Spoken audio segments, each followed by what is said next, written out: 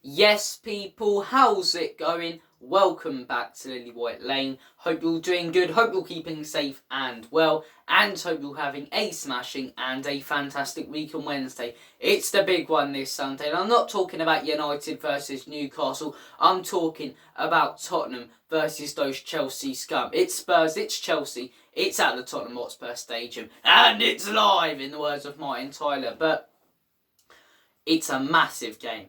A massive game for Spurs, an even bigger one for Chelsea. And there is no doubt in my mind, as bad as Chelsea have been this season, they will step up against us and it's so frustrating. They turn into prime Barcelona drinking Red Bull every time they play us, no matter the season they're having. You know, they deserved to win 2 or 3-0 earlier in the season when they played us at Stamford Bridge. They really did. We got lucky with VAR decisions, but they always step up against Spurs. Even last season, not even having a brilliant season, narrowly ahead of us, I'd argue, at the end of last season with Conte, or even when Conte first came in, we played better than them. But they still just smashed us 3-0 and beat us 2-0 comfortably at the Bridge, won 3-0 on aggregate in the Carabao Cup semi-final. They always step up against Spurs. But for me, this is our biggest chance to beat them. This is a big chance to embarrass even Chelsea. People will go, oh, look at the season when they were 11th, 12th, even worse than this season. And they drew to you at Stamford Bridge when you were in a title race and, won less than the league. Exactly, it was at Stamford Bridge. This time it's at our place. They're heading to our place. They haven't beaten us at Stamford Bridge. We could take 4 out of 6 points against Chelsea, which as a Spurs fan is unreal because we always lose to these guys. They always do the double over us. It's unbelievably frustrating, especially when you have a lot of Chelsea mates and fans that like me. But it's such a big chance to beat them and I want to do it so badly. But something tells me they're going to step up this season. But then at the same time, you have to look at the facts. As much as I still believe they will step up this Sunday, will those players stepping up be enough to get them over the line? The players in their team now just look defeated. It's like, I've said it a few times on the channel, their owner thinks it's Football Manager. He's gone, this player looks good, this player looks good, this player's getting highlighted and likes on Twitter. And okay, let's bring him in. You've got a ridiculous amount of players at Chelsea, Talking about the team coach, they need a double-decker bus to bring the players to the training grounds and to the away games. But it's almost like you're playing Football Manager and you're just signing all the best players and all the young talent that's going around on Twitter. And, it's almost like Todd Bowley went on YouTube and searched up top 10 wonder kids to sign, Seriously, he's playing ownership of Chelsea like it is Football Manager. It doesn't work that way. They're stuck now with 30 players, right?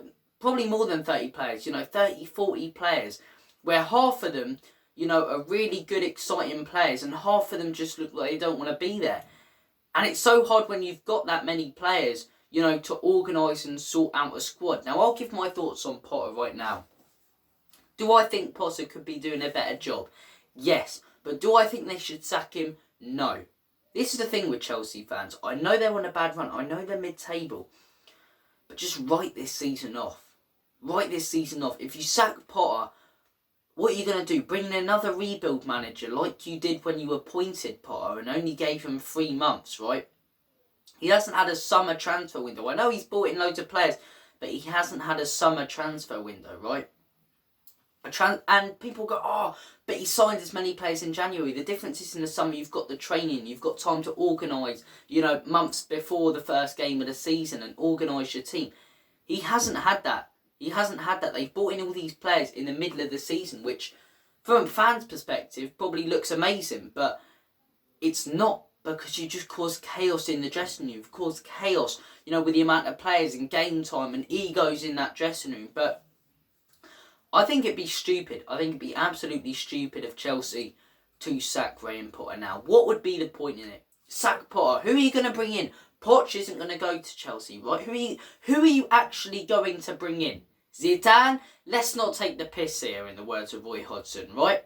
Let's not. You're not bringing in Zidane. And then you're looking at managers like Nuno and people like this, Who are you actually going to bring in if you sack Graham Potter? And what are you going to say if you bring him in? Oh, this is a rebuild manager. Talk about a rebuild manager. You've only given Graham Potter 3-4 months. When he is a rebuild manager, when you brought him in, when the club was a shambles at the beginning of the season to turn things around.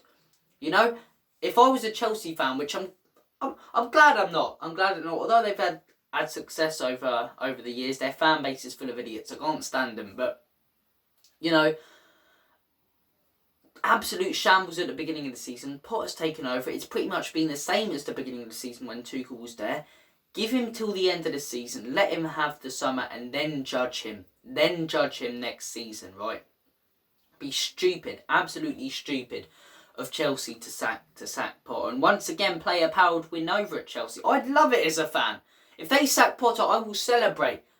And I think a lot of Chelsea fans will celebrate because they'll be deluded and think, yes, we've got rid of that manager. But I'll celebrate because I know they're going to bring in another rebuild manager and they'll end up in a cycle like we are, sacking manager after manager after manager and wondering why we're not doing anything, why we're not winning anything, right?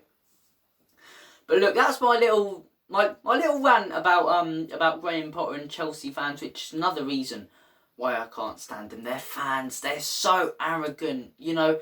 Okay, you've won more trophies than us, but you've only been relevant for 20 years. You've only been relevant for 20 years. Where were you in the 80s and 90s and 70s? You're in Division 2. You're in Division 2 when we were relegating you. We beat you and relegated you in the 70s, you know.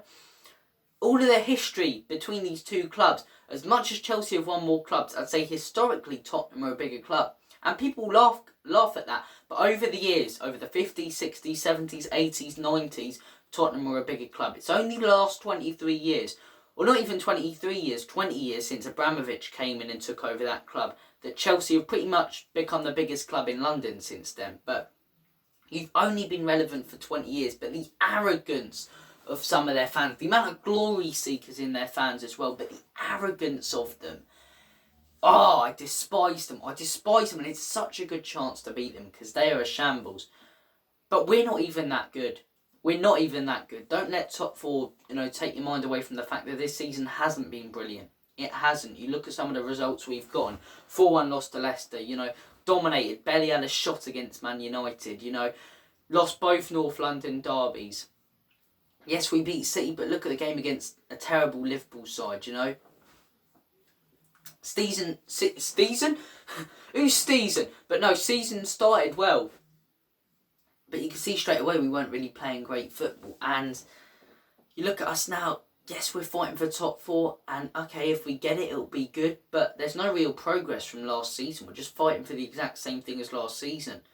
What happens if we get it? Manager, when Conte leaves, doesn't get backed again. And we're in the same cycle next season. But look, we haven't been having a brilliant season, but it is a big chance. It is a big chance to beat Chelsea. When you talk about form in these both teams, Spurs has been very mixed. Very, very mixed. Lost to Arsenal, lost to City, then won a few games, beat Fulham, beat City. We thought we were really back. Then were absolutely humbled and destroyed by Leicester away. Lost to Milan. And now there's a bit more of a positive feed in the game because we dominated what is a terrible West Ham side. But as much as we haven't been consistent and good, Chelsea have been horrendous. Chelsea have been absolutely horrendous this season. How can you lose at home to Southampton? I know James Ward-Prowse is unreal at free kicks. He's a cheat code. But this Southampton team, they're bottom of the league. They can't beat anyone to save their lives. They had a 1-0 lead in the 65th minute against Wolves at home when Wolves were down to 10 men and they ended up losing 2-1 when they had a 1-0 lead. It's a horrific Southampton side and they lost to them. So that is genuinely why I think as much as Chelsea will step up in this game, I think we'll have too much for them. I think their dressing room is an absolute mess. I think Potter's lost the dressing room. I think Potter's so calm and, there's an element of arrogance about Potter in his post-match interviews. Just looks so calm when they're losing these games, not calling anyone out. Almost like, okay, I won't get sacked, I've got next season, Where's the expectation? But look, it's funny from a Spurs perspective, but I don't want to go, as much as I have bantered them a bit in this video, I don't want to fully banter Chelsea yet, because they could well and truly smash us this Sunday, and I wouldn't even be surprised, because they always turn up in these games. Always turn up in these games against Spurs. But look, it felt like a win at Stamford Bridge. We always lose there, got a point, and we head to head with them again at home.